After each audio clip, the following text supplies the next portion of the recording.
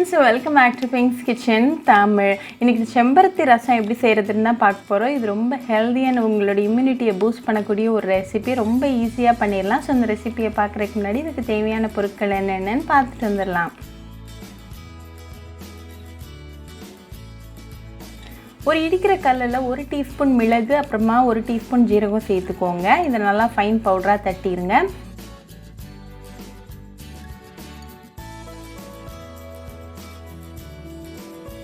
இப்போ இது கூட ஒரு 10 பல்லு பூண்டு, கொஞ்சமாக கருவேப்பிலை இலைகள், அப்புறமா ஒரு பச்சை மிளகாய் சேர்த்துக்கோங்க. இதை நல்லா இடிச்சுக்கோங்க.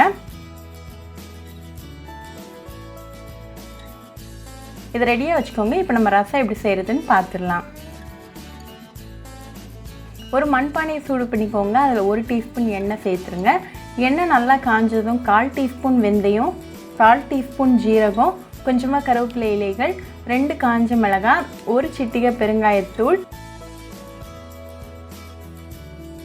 நம்ம இடித்து வச்சுருக்கிற அந்த இன்க்ரீடியன்ட்ஸ், 2 பழுத்த தக்காளி நல்லா பொடிசாக கட் பண்ணது, 1 டீஸ்பூன் உப்பு, அப்புறமா 1/4 டீஸ்பூன் மஞ்சள் தூள் சேர்த்துக்கோங்க. ஒரு செம்பருத்தி எடுத்துக்கோங்க. இதோட இதழ்களை செப்பரேட் பண்ணிடுங்க. இதை கழுகிட்டு பாட்டில் சேர்த்துருங்க. இதை நல்லா மிக்ஸ் பண்ணி விடுங்க. தக்காளி நல்லா மசிஞ்சு குக்கார வரைக்கும் நல்லா கலந்து விட்டுருங்க. இப்போ தக்காளி நல்லா வெந்தாச்சு. ஸோ இந்த ஸ்டேஜில் 1/2 கப் அளவுக்கு புளி தண்ணி, 2 கப் தண்ணி சேர்த்துக்கோங்க.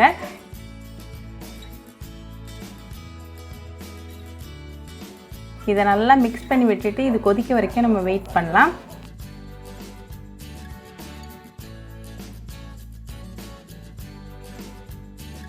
இதை லைட்டாக கொதிக்க ஆரம்பித்ததும் ஃப்ளேம் ஆஃப் பண்ணிவிட்டு கொஞ்சமாக கொத்தமல்லி இலைகளை தூவிடுங்க.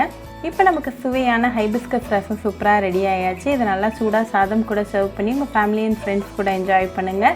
ரொம்பவே ஹெல்தி அண்ட் டெஃபினட்டாக உங்களோட இம்யூனிட்டியை பூஸ்ட் பண்ணும். ஸோ கண்டிப்பாக இந்த செம்பருத்தி ரசம் ரெசிபி உங்கள் வீட்டில் ட்ரை பண்ணி பாருங்கள். ட்ரை பண்ணிவிட்டு எப்படி இருந்துச்சுன்னு எனக்கு கமெண்ட்ஸில் சொல்லுங்கள். இன்னொரு சூப்பரான ரெசிபியோட உங்களை பார்க்குற வரைக்கும் பாய் ஃப்ரெண்ட்ஸ்.